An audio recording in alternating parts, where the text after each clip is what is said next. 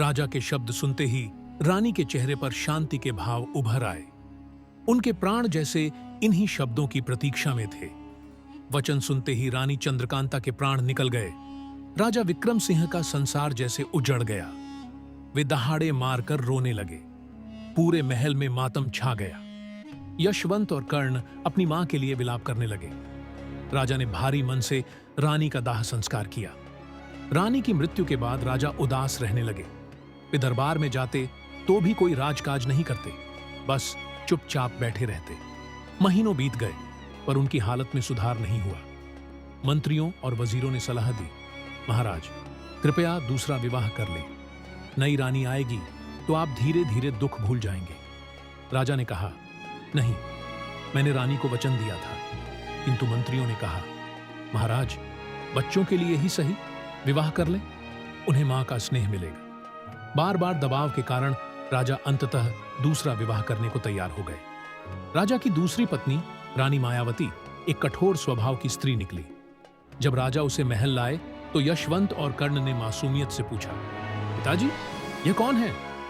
राजा ने भारी मन से कहा, बच्चों यह तुम्हारी नई मां है। बच्चे खुश हो गए सोचकर कि नई मां उनके साथ रंग बिरंगे कंचे खेलेगी, लोक कथाएं सुनाएगी। पर जब वे मां कहकर मायावती के पास गए तो वह क्रोधित हो उठी। कौन मां? मैं तुम्हारी मां नहीं, तुम्हारी मां तो मर चुकी है।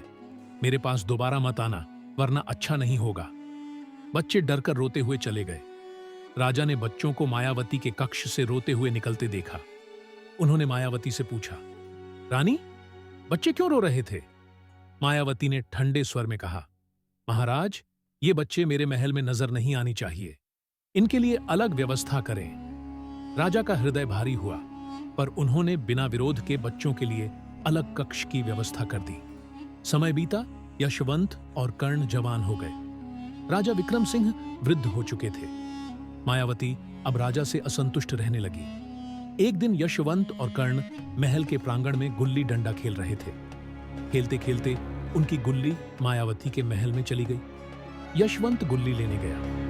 मायावती ने हट्टे कट्टे यशवंत को देखा तो उसकी काम वासना जाग उठी। यशवंत ने प्रणाम किया और बोला, माताजी हमारी गुल्ली आपके महल में आ गई, उसे लेने आया हूं। मायावती ने कहा, यशवंत तुम अपने नाम की तरह यशस्वी हो। बेटा कहने की क्या जरूरत, मैं और तुम एक सुंदर जोड़ी बन सकते हैं।